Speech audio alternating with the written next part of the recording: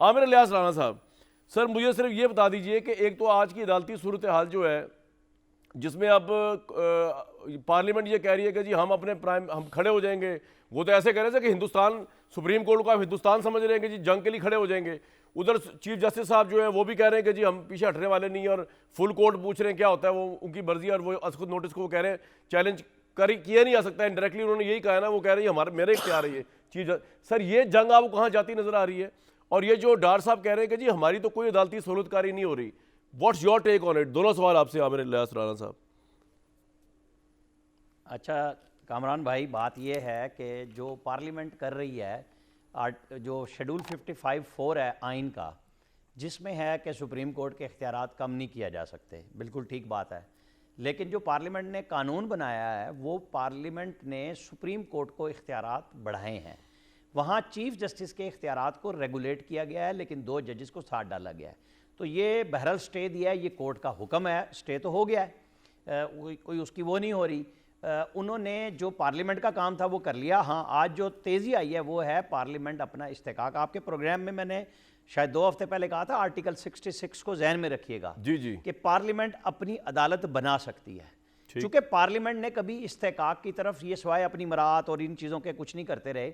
एक ज़माने में शरीयत कोर्ट ने इस्तेकाक को ख़त्म कर दिया था, जो 63 का एक्ट था।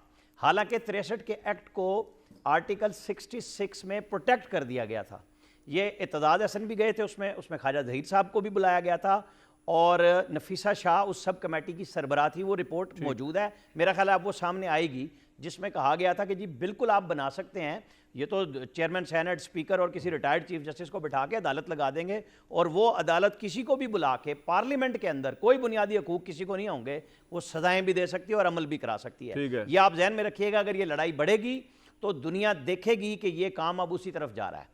ये जो टॉनिक है ना और विटामिन के इंजेक्शन है, पहले कहीं और लगा करते थे। आमिर भाई ये एक ज़िमनन सवाल आपकी बात से सर, एक ज़िमनन सवाल, अदालत तो बहुत ज़्यादा पावरफुल है ना, तो चीफ जस्टिस तो तौहीन अदालत में पूरी पार्लियामेंट को भी फारिग कर सकते हैं अगर देखा जाए। मतलब शायद प्रैक्टिकली ऐसा ना हो, लेकिन वो वज़ीर आज़म को भी कर सकते हैं, वो ख्वाजा आसिफ साहब को भी कर सकते हैं, वो स्पीकर को भी कर सकते हैं मेरा ख्याल से। तो देखें अगर एक मिनट सर, भाई एक मिनट, मैं आमिर इलियास राणा साहब से पूछूं फिर आता हूं आपके पास। जी जी आमिर भाई, देखें ना, आप करना चाहते हैं पूरी पार्लियामेंट को, अगर आप खत्म करना चाहते हैं कि आप इस्तेकाक में, तो फिर आप कीजिए, फिर आप रुके नहीं ना। फिर ये कहीं ना कहीं तो मंतकी अंजाम होगा इस लड़ाई का, जिसके अंदर इख्तियार को रेगुलेट। देखें ना, जब सुप्रीम कोर्ट का एक आर्टिकल है कि आपने, सुप्रीम कोर्ट होगी, उसको आइन के तहत, कानून के तहत, रूल्स के तहत चलेंगे। जो रूल्स हैं सुप्रीम कोर्ट के, वो ज़िया-उल हक के बनाए हुए 1980 के हैं। उसके ऊपर अगर आप पार्लियामेंट एक एक्ट बना रही है तो कोई बुरी बात नहीं है। जी। तो जहां तक आपने दूसरी बात की थी सहूलतकारी की, देखिए सहूलतकारी का ये जो आज अभी हमारे मोहतरम डार साहब कह रहे थे 1100 अरब रुपए का, फवाद चौधरी साहब ने भी की। मैं सिर्फ एक बात बताऊं, इन्हें कहें कि फौरी तौर पर सुप्रीम कोर्ट से नैब जो नया कानून है उसको कलअदम करार दे दें। ये 90 दिन के लिए सारे जो PMLN और पीपल्स पार्टी ने भुगता है, PDM ने, ये सारे रिमांड में जाएंगे। यहाँ रिमांड 1-1 दिन का हो रहा है, यहाँ पे दूसरे दिन जुडिशल से जमानत हो जाती है। यहाँ वहाँ 2-2, 3-3 साल जमानतें नहीं होती थी नैब के ओरिजिनल लॉ में। अब तो अगर नैब में कोई पकड़ा भी गया तो 14 दिन का रिमांड है सिर्फ, और फिर जमानत हो जानी है। ये शुक्र पड़े कि चीफ जस्टिस ने अभी तक कोई फैसला नहीं किया ये 1100 अरब रुपए का। मैं तो कहता हूं कि इमरान खान साहब ने अपने 3.25 साल में क्यों नहीं किए फैसले। ये इनके ऊपर इल्जाम आएगा जब इमरान खान साहब का DG FIA बशीर मेमन कहता था कि जनाब वो शहजाद अकबर के कहने पे सरतपा चेयरमैन नैब सारे फैसले कर रहा था, दिन रात पकड़ के उठाया जा रहा था, लोगों को पूछता कोई नहीं था। तो सहूलतकारी तो मौजूद है, अवेलेबिलिटी है कि जितनी जमानतें सहूलत इनको मिल रही हैं, एक बंदा भी अरेस्ट नहीं होता, कोई एक आधा 2-2, 3 दिन हुआ नहीं होने चाहिए। इंसानी हकूक की खिलाफ वर्जी किसी की भी नहीं होनी चाहिए, किसी दौर में भी नहीं होनी चाहिए। लेकिन अगर आप मवाजना करेंगे तो बड़ा फर्क है, और वो सामने है। सर पॉइंट आ गया। आबिद भाई मुझे एक बात बताएं कि इमरान खान के ऊपर अब सियासी विक्टिमाइजेशन नहीं हो रही उनकी पार्टी के ऊपर? चौधरी परवेज लाई के घर का दरवाजा जैसे बख्तरबंद गाड़ी से तोड़ा गया, उन पर जिस तरह अटैक किया गया, हालांकि उनका क्लेम था वो जमानत ले चुके हैं। ये वही तशद्दुद की सियासत नहीं है जो आपने भी भुगती है इससे पहले एक और अदवार के अंदर, इमरान खान साहब के दौर में भुगती है।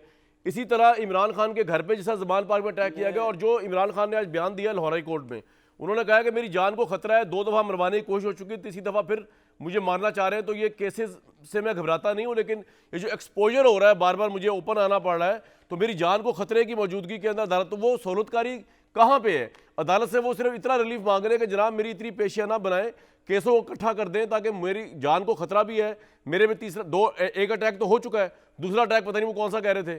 तो आप इसको कंसिडर नहीं करते? एक पॉलिटिकल रियलिटी है इमरान खान, जिस तरह आप एक पॉलिटिकल रियलिटी है आबिद भाई, आपकी पार्टी। कामरान साहब हम किसी की पॉलिटिकल रियलिटी को यहाँ पे चैलेंज नहीं कर रहे। नवाज शरीफ साहब के साथ क्या जुल्म नहीं किया गया, उनकी बेटी को अगर अडयाला जेल में उनके सामने हथकड़ी लगाई जाती है, कलसूम नवाज साहिबा की बीमारी पर मजाक उड़ाया जाता है। अब तो ये खुद बाल्टियाँ पहन कर जाते हैं ना माशाल्लाह अदालतों में, तो उस वक्त तो ये नवाज शरीफ से ये कहते हैं जी बुलेट प्रूफ गाड़ियाँ भी ले लें, वजारत वज़ीर आज़म बनने के बाद उनकी सिक्योरिटी भी इन्होंने वापस ले ली। उस वक्त भी कहा गया था कि लेकिन ये मुकाफ़ात अमल है, इनको भुगतना पड़ रहा है। मेरे भाई जो 300 अरब इमरान नियाज़ी ने जो कर्जे दिए बिलासूद कारोबारी अफराद को, कामरान शायद यहाँ पे गरीब लोगों के पास खाने के लिए रोटी नहीं है जी। शहनशाह आलम पाकिस्तान ने, इमरान नियाज़ी ने 300 अरब रुपए के कर्जे दे दिए बिलासूद। ये अभी जो मुझे डॉक्टर साहब कह रहे हैं जी 150 मुकदमे हुए, ज़रा कामरान साहब प्लीज़ इन्हें के झूठ ना बोलें, शैतान तो खुल गया, रोज़ों के बाद वाकई खुल गया। वो 150 मुकदमात की डिटेल पब्लिक कर दें, ये 5 मुकदमे भी नहीं होंगे इमरान खान के खिलाफ जो ये कर रहे हैं। लेकिन एक मेरा कानूनी सवाल मैं आपसे भी कामरान साहब करना चाहता हूं, क्या उस वक्त के जो फ़िरौन चीफ जस्टिस था साकिब निसार, जो वज़ीर आज़म नवाज शरीफ थे उसके बाद शाइख हकान बने, उसने जजमेंट दी कि वज़ीर आज़म अकेला फ़ैसला नहीं कर सकता। वज़ीर आज़म कौन होता है अकेला फैसला करने के लिए? उसे कैबिनेट की मंजूरी की ज़रूरत है जी।